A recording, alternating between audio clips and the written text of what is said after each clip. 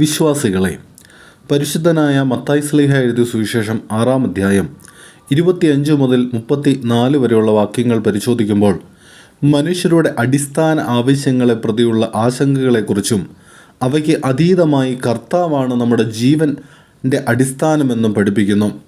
3 ആശയങ്ങൾ നിങ്ങളുമായിട്ട് പങ്കുവയ്ക്കുവാനായിട്ട് ആഗ്രഹിക്കുകയാണ്. ഒന്ന്, വിശ്വാസ വിരുദ്ധമായ ആശങ്ക.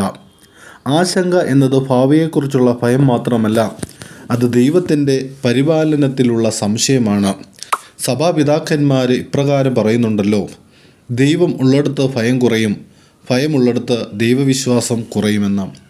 ദൈവത്തിൽ ആശ്രയിക്കുക എന്നത് പ്രവർത്തിക്കാതിരിക്കുക എന്നല്ല, ഫലത്തെ ദൈവത്തിന് ഏൽപ്പിക്കുക ആണ്. 2, വയലിലെ പൂക്കളിലൂടെ ആത്മീയ പാഠം. ശലോമോൻ രാജാവിൻ്റെ മഹത്വത്തെക്കാൾ ദൈവം വയലിലെ പൂക്കളെ അലങ്കരിക്കുന്നു.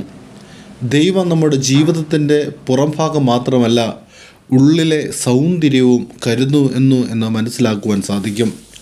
ലോകം പുറത്തുള്ള ഭംഗിക്ക് വില കൊടുക്കുമ്പോൾ ദൈവരാജ്യം ഉള്ളിലെ ശുദ്ധിക്കാണ് വില നൽകുന്നത്. 3-ാമത്തെ ആശയം, ആദ്യം ദൈവരാജ്യം അന്വേഷിപ്പീൻ.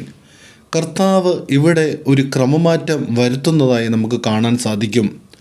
ലോകത്തിൻ്റെ ക്രമത്തിൽ സാമ്പത്തികമാവുന്ന സുരക്ഷ, സാമൂഹികമാവുന്ന സ്ഥാനം, ഭാവിയുടെ ഉറപ്പ്, അവസാനമാണ് ദൈവമെന്ന് നമുക്ക് കാണാൻ സാധിക്കും. എങ്കിൽ ദൈവത്തിൻ്റെ രീതികളിൽ അത് മറിച്ചാണ്. യേശു അതിനെ തിരുത്തി കുറിക്കുന്നു. ദൈവരാജ്യം, അവൻ്റെ നീതി, ബാക്കിയെല്ലാം ദൈവാനുഗ്രഹമായി മാറ്റുന്നു.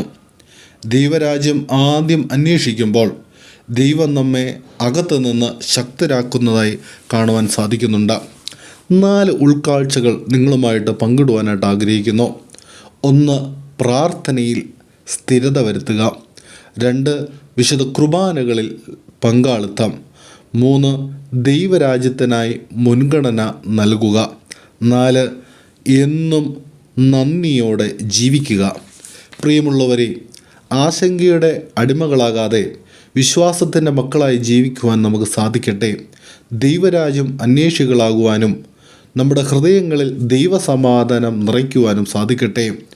ആകാശത്തിലെ പക്ഷികളും വയലിലെ പൂക്കളും നമ്മോട് പറയുന്നു ഒരു സത്യം, അതാണ്: ദൈവം നിന്നെ മറക്കുകയില്ല.